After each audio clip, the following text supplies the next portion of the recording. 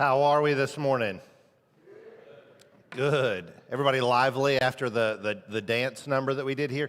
Listen, I was really encouraged to look around and see a lot of you guys trying the hand motions. So bravo to you if you were one of those. If you weren't, next time, man, you need to get with it. It'll loosen you up. It'll get you ready for a church service, man. It was a great week at VBS. I just want to take a quick minute to just brag on our volunteers a little bit because Laura started the thing off, and it's tough for her to kind of brag on herself, right? But it was a great week of VBS. If you guys haven't been a part of that, just to be able to be around all of those kids and the mass of people that we have there who have given of their time to serve and love on these kids is pretty incredible. So if you're able to be a part of it in the future, I would encourage you to do so. If you know somebody who was a part of it, give them a pat on the back and let them know how much you appreciate them being able to help out where maybe you didn't have the opportunity to. VBS, right? Anytime you're around this number of kids, you probably encounter a scene where you walk up to a debate, a feud that's going on. There's been an argument, something has occurred, and you're walking into it midstream, right? And so you don't really know what happened. And this is the situation that Jesus finds himself in. He comes down from the mountain. Just to remember, to put into context, he's just been on the mountaintop with 3 of the disciples where he was transfigured. Moses and Elijah show up. They're like, wow, this is God speaking to us on the mountain. This is incredible. They come down the hill, and there's his disciples and a group of people that are bickering back and forth. Nothing kind of launches you back into a Monday morning quite like an argument amongst people, right? And so this is the scene that we see, and Jesus walks in midstream, and we don't really know what the argument is about, but we kind of get the idea that everybody is wrong. Do you guys get that sense? Have you ever gotten that sense before when you walk into an argument and you don't really know what it's about, but you're like, but I'm pretty sure that everybody is incorrect on this one? This is where Jesus is at. Now, to explain the scene and to give us context to all of it, because there's this weird part that happens when Jesus starts trying to figure out what's going on, and a guy speaks up and it says, I brought my son to you. And you go, wait a second, Jesus wasn't even here. He doesn't know what's going on. How could this be possible? So the understanding of people in general, but especially in this time frame, was that a disciple of somebody else was a representative of them. And this was in full force when they were not present. And we get this like intuitively and structurally within our society as well, right? Like oftentimes, especially in organizations, we have kind of a chain of command. And so when the leader isn't there, the next person up is kind of the person that can make the call. And the way they understand this is that the disciples have the full ability to not only speak on behalf of Jesus, but to do the things that Jesus would do. Now, again, this makes sense from a certain perspective, but it makes sense really more organizationally, or if it's all based on the position, right? So to make sense of that, if there's a national crisis and the president, for whatever reason, is not available because of a health issue or they can't be located or whatever the case, then the vice president steps in, and his word is what goes. It's not a question mark. It's not a thing of them having to, well, tentatively we'll follow this structure, but we'll kind of wait to see if we can hear from the president. Like, in all like respects, really, he is the president at that moment because the president isn't around. So his word carries the full weight, his decisions carry the full weight that the president's would. And again, this all makes sense to us if it's based on position. But if you take that same scenario where the president can't be located, he's not found, or there's some sort of health issue that's going on, and you make it a family crisis instead of a national crisis, well, it's a little tougher to imagine the vice president walking into a family situation and trying to console the president's son. Right? You guys see what I'm saying there? Like, it doesn't make sense within that context because the person that's missing, the significance of them is not based on position, but based on personhood. It's based on relationship. And so therefore, like that swap doesn't really make sense. And this is what we're kind of running into here is this man brings his son to Jesus by way of the disciples. And he's expecting the same kind of result. He's expecting to be able to give it to the disciples and for them to accomplish what Jesus could. And it makes sense that the disciples would almost follow in suit as well. Because after all, the disciples have had this ability before. When Jesus sends them out 2 by 2, he sends them out to cast out spirits. And so both parties kind of enter into this situation and they go, yeah, this makes sense. We've done this before. We kind of stand in the place of Jesus right now. And in a lot of ways, we would probably commend them because they're not just sitting on their hands while Jesus is on the mountaintop.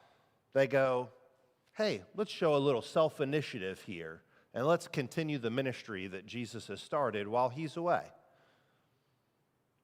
So from all like human perspectives, this situation kind of makes sense. But Jesus responds in a way that makes it clear that this is not how things were supposed to go down. He responds and says this, "O faithless generation, how long am I to be with you? How long am I to bear with you?" Now, I'm no detective, but it sounds like Jesus is pretty frustrated, right? You guys picking up on that? Hopefully you are. If not, your marriages are probably a little shaky. There's some frustration coming through here, right? Like it doesn't take a genius to kind of see that Jesus is not happy about how this situation is going. And the question is, who all is he frustrated with? Is he frustrated with everybody there, or is he just frustrated with one part? Now, I believe that his frustration is kind of in total. And it's not just for the crowd, but that it includes the disciples. So then the question, if that is true, the question becomes, why is he frustrated? And I think that kind of helps us to see that he is, in fact, frustrated with both of them once we start to unpack that. So why would he be frustrated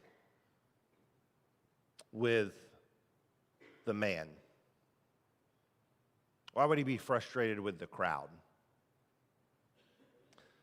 I think the frustration there is in the idea that the disciples act as an adequate substitute for Jesus. And I think if we're honest with ourselves, there's a lot of times where we go to other things believing them to be adequate substitutes for Jesus. Some people will run to individuals or people. Maybe it's somebody that we consider a close friend, an advisor, maybe even a pastor. And in some ways, that's okay, right, to seek counsel from those folks. But it can push to a point where instead of running to Jesus with our prayers or our concerns, with our need for clarity or guidance or understanding, instead we simply run to friends. Or instead, we rely wholly in understanding a difficult passage. Maybe we don't even bother to try to go to God and say, help make sense of this to me. We just go to somebody that we think is smarter in the Bible than we are, and we say, explain it. And whatever they say, you go, all right, perfect, that's it, I got it, thanks. Right, when we substitute other people or other things for Jesus, it doesn't tend to work out well. But then I think also the failure of the disciples is on the fact that they believe that they can accomplish this miraculous need in and of their own strength. We don't see any place where they try to pray, to seek whether or not God would have them work in this area or what God would have them do in this area. They don't go to Jesus for help. They don't try to go and get him. They just kind of assume that because God has worked through them in this way before, that he would do so again. It reminds me of a story from the Old Testament when the Israelites are wandering in the desert. And in Numbers chapter 20, they're grumbling, as they often did, because they do not have water. Now, again, in the desert, not having water, I think that's a valid complaint, right? But they're grumbling about it, and God, in all of his mercy and his grace, he says to Moses and Aaron, he gives them instruction, and he tells them to speak to the rock, and that the rock will bring forth water for all the people and for their livestock. Now, this ends up being a pretty significant event because it's the event that actually keeps Moses and Aaron out of the promised land. What happens in verse 10, it says this: Moses gathered the assembly together before the rock, and he said to them, "Hear now, you rebels, shall we bring water for you out of this rock?" And Moses lifted up his hand and struck the rock with his staff twice, and water came out abundantly, and the congregation drank, and their livestock. And this is God's response in verse 12. The Lord said to Moses and Aaron, "Because you did not believe in me to uphold me as holy in the eyes of the people of Israel, therefore you shall not bring this assembly into the land that I have given them." Now, I've heard over and over people talk about this, and typically the reason or the rationale that people give as to why Moses and Aaron were kept out of the promised land is because they didn't follow the instruction, because God told them to speak to the rock, and he struck the rock, and he acted out of anger, struck the rock, and that's what caused him not to enter into the promised land. I don't think that that's accurate.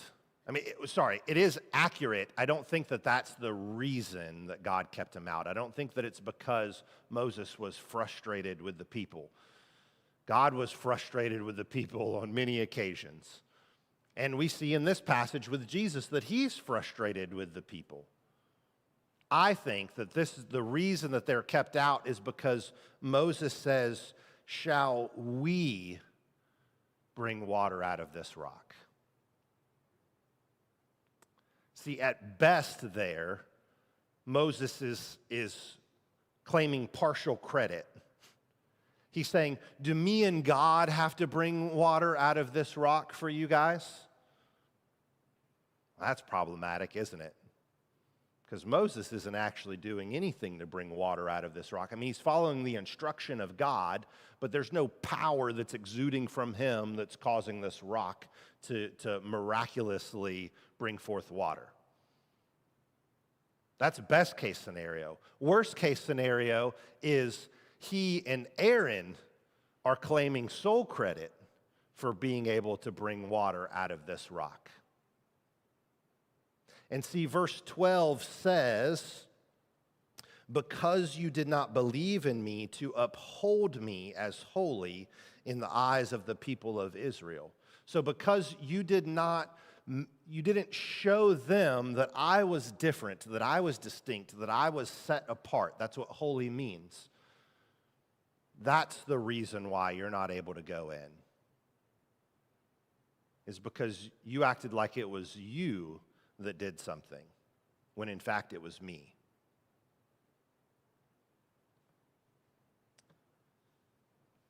And I think the disciples are falling into that same kind of trap, right, where they believe that they are capable. They believe that they have some sort of ability to accomplish this in and of themselves, that God has given it to them, and now it's theirs to wield.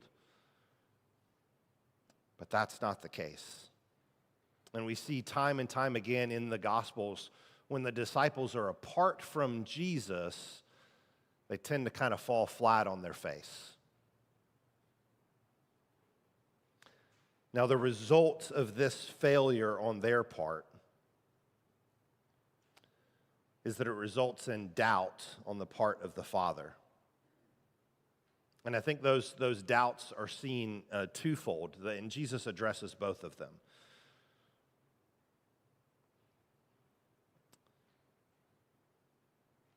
The first is that there's a doubt that Jesus cares. See, if I'm presenting a need to God and he doesn't meet that need, then I'm kind of left with two possibilities. Either Jesus doesn't care about me or care about that need, or he's unable to accomplish that thing. And so it would be natural for this guy to think, to wonder, does Jesus really care about me? And I think it's for this reason that as the boy is brought to him, and as he gets thrown upon the ground, the Spirit recognizes Jesus immediately and throws him on the ground, and we see this kind of unsettling scene display itself again. And man, I feel for the father in this moment, because you know that's tough. Every time that something happens with his son, that like he's heartbroken for his son, but he also feels this inability, this helplessness to do anything about it. And I know that some of you guys in the room as parents, like you've witnessed this, right? Your kid being in pain or sorrow, and it's something that like you just have no ability to help. And this is where this guy is at, and he sees this scene, and Jesus asks a question of him. He says, "How long has this been happening?" And it's a funny question, I think, because it sounds informational. But really, it's a question that if that's the purpose of it, like it really doesn't have purpose. Like Jesus isn't asking this like because he needs to know this information. It's not as though like if this is a chronic illness versus an acute illness, like Jesus is going to have to kind of turn up the dial a little bit on the prayer that he's about to do, right? Or like that it makes any sort of impact on whether or not he's going to be able to heal this young man. The question is not actually for informational purposes at all. The question is an invitation to relationship. The question is one that expresses to the Father, like, I care about your situation. And it's an open invitation for the Father to share as much as he wants to about the situation. And I think it's such an incredible model for us. Because when somebody comes and presents needs to us, I think our tendency is to try to fix. Anybody else in the room? You kind of a fixer? Somebody comes and tells you something and you go, well, you know what you need to do. I think we have to fight against that urge, because even Jesus here asks a question, a simple question.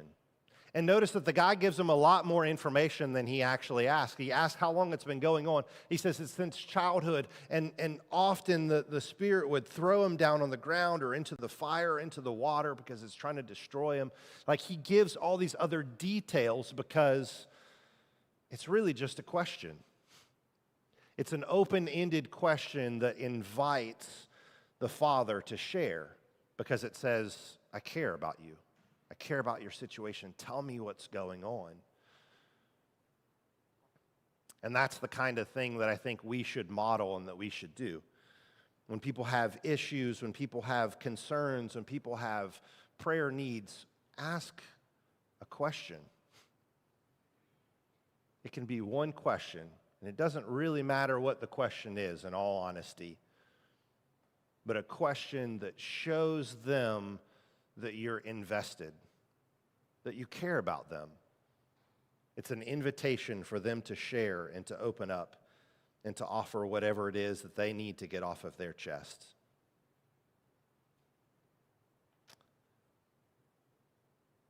So he asks this question, and the man is able to share, and I think it addresses this initial concern, this initial doubt that the man has of, does Jesus even care? He shows him right away that he cares. But then this second doubt slips out, right? Because he says what he's kind of not supposed to say. He says, will you have compassion on us or help us if you're able? And again, you can hear, you don't have to be Sherlock Holmes, right, to hear Jesus, if I'm able. Okay. We're going there with it, right? He kind of says the part that you're not supposed to say out loud, right? As a believer, as somebody that comes to Jesus for help, the expectation is that you have no doubts and that you're strong in your faith and that you believe Jesus will accomplish it. That's what we're supposed to do, right?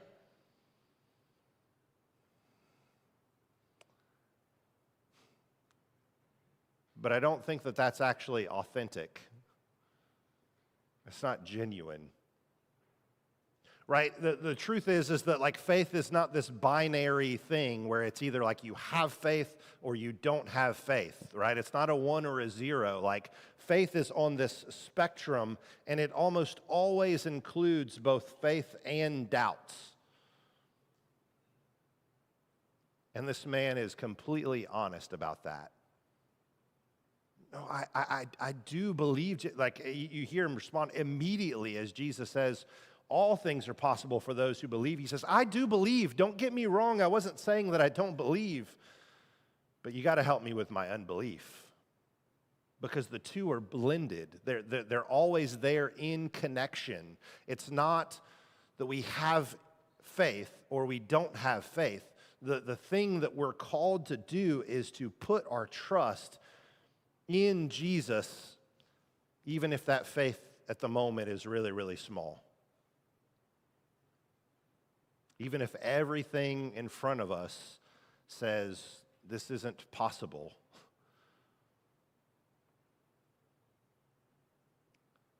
It's not to say that we should never have doubts. I think that's unrealistic. And honestly, I think if we come to those situations and we try to say that that's where we're at, I question whether or not we're being honest.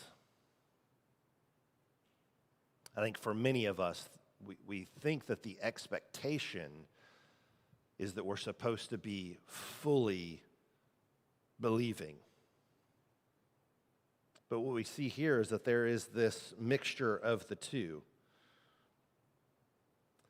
And Jesus doesn't say to him, well, because your faith isn't big enough, I'm not going to heal your son.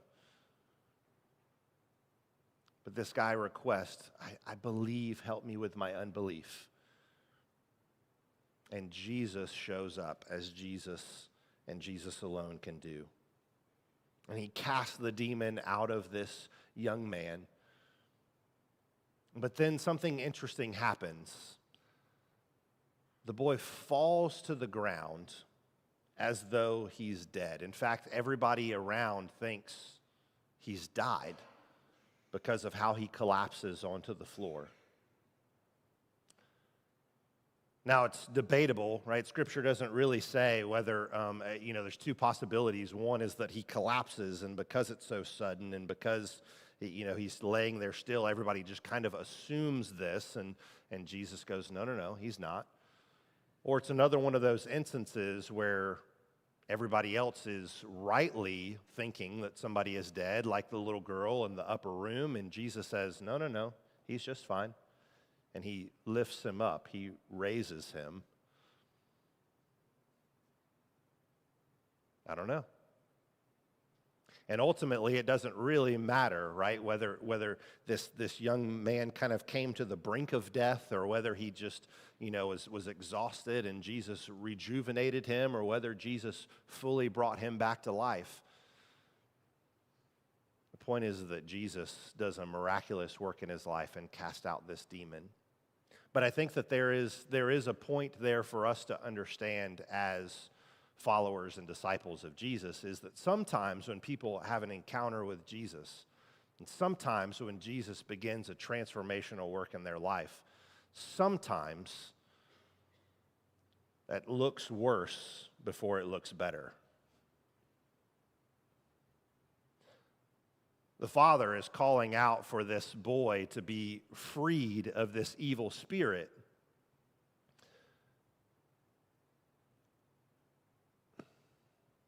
But I bet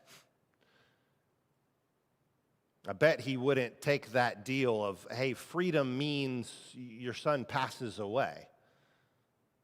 Ooh, hang on a second. Let me think about this for a while. Well, okay. Don't do anything just yet, Jesus. Hold off for a second, right? That's a different kind of a deal.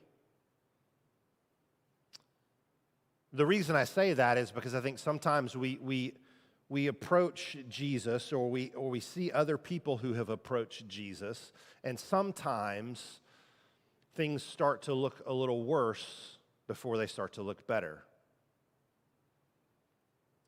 Because as those bonds are getting broken and as things are being restored and put back in order, like that doesn't all happen at once. And so I know I've seen this in people's lives, right? Who they come to Jesus, and then all of a sudden it's like, man, all of their friends abandon them, and they lose their job, and maybe a wife divorces them or a husband divorces them, right? And like all of these things around their life, it seems like, man, it's crumbling more. It's not getting better. But sometimes I think that is the restorative work of Jesus in their life, right? As he's stripping away some of these things that have bonded them. Some of these things that have held them back. Some of these things that have to change in order for him to fully do the transformational work in his life that he wants to. And so there's this moment where the boy collapses, and the Father again has to just trust that Jesus knows what he's doing, and that Jesus is going to finish the work that he started in his Son, and that it is going to be for good.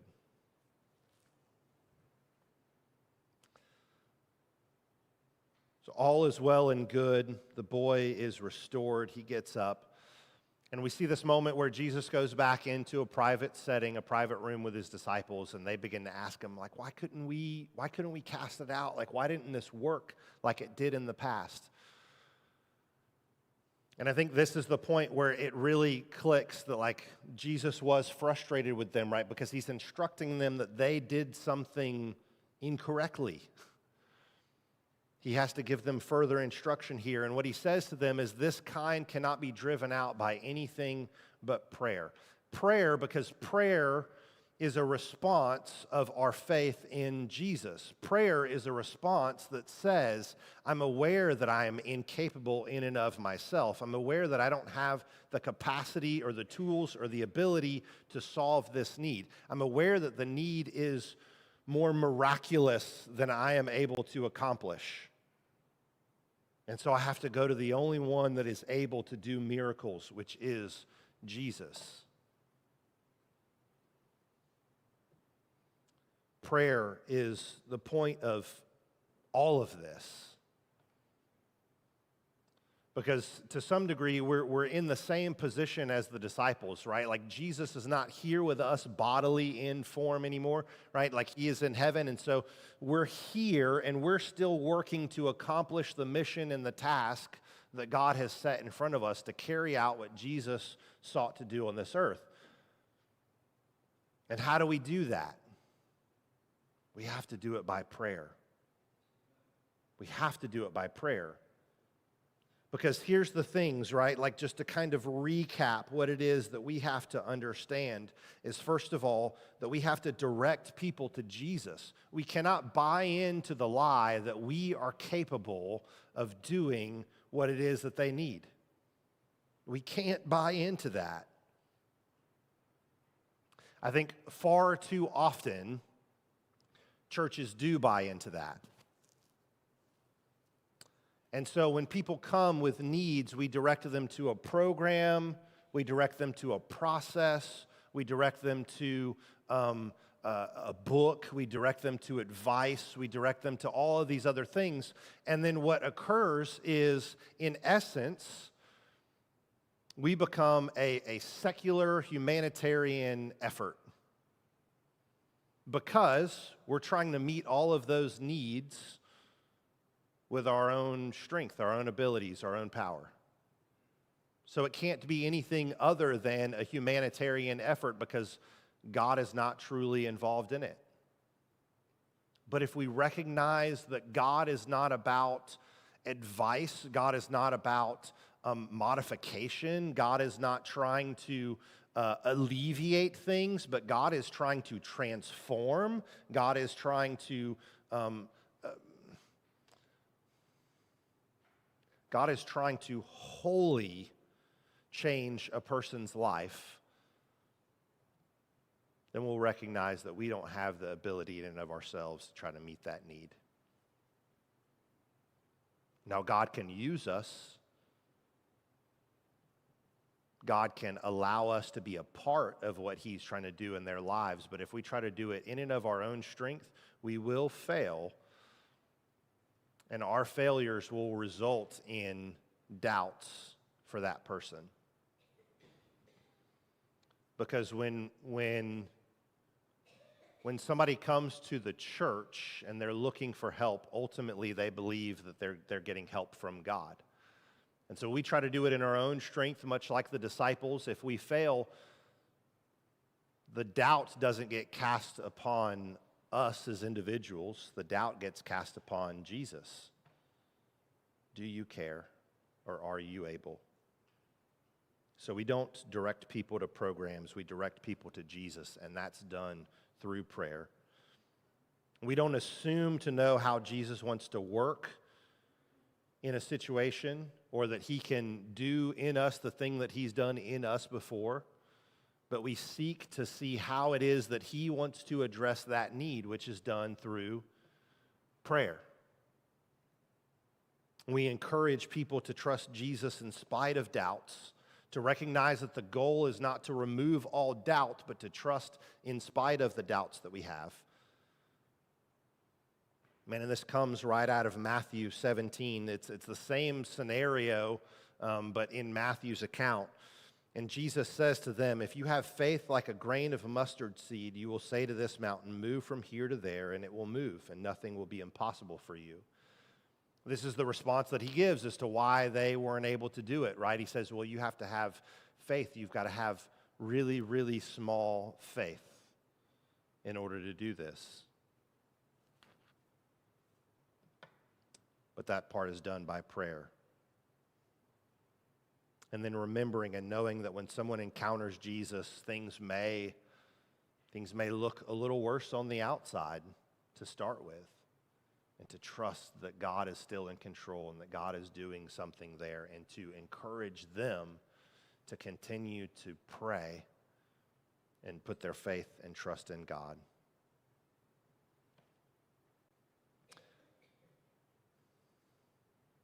I'm not sure where you are at this morning or which one of these scenarios may apply to you. Maybe you're here this morning and you've tried to approach a bunch of other things and a bunch of other people to meet your need, and you're realizing that you haven't really approached God. And this morning I would invite you during our prayer time to come forward and to put it in God's hands. Maybe you realize that there are things that you've done in your life, that in your ministry and the people that you are in contact with, that you're trying to meet needs in your own strength and your own power. And maybe you need to hand that over to Jesus this morning. Maybe you have a lot of doubts. Maybe you've even felt guilty about some of those doubts, and you've thought, well, I'm not supposed to think this way because I'm a Christian. And I would invite you this morning to come forward as well, to confess the doubts that you have, but also to affirm the fact that you do still have faith, and to ask God to act on behalf of that faith.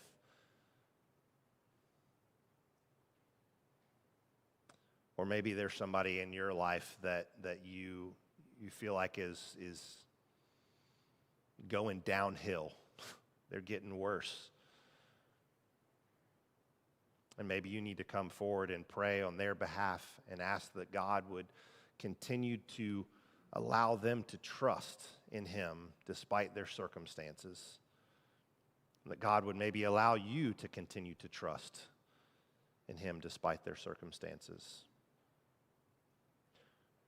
Whatever the need, I think that this story speaks to our constant need for prayer, to remember to put things in God's hands. And so I would invite you to do that during this time. I'll pray for us, and as I close, if you need prayer, come down front. Myself or one of the other pastors would love to pray with you. And then when you're ready, you can stand and join us in song.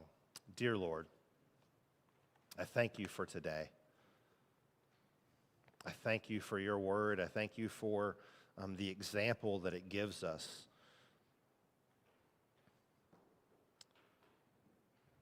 And I thank you for the permission that it gives us as well to be authentic in our faith.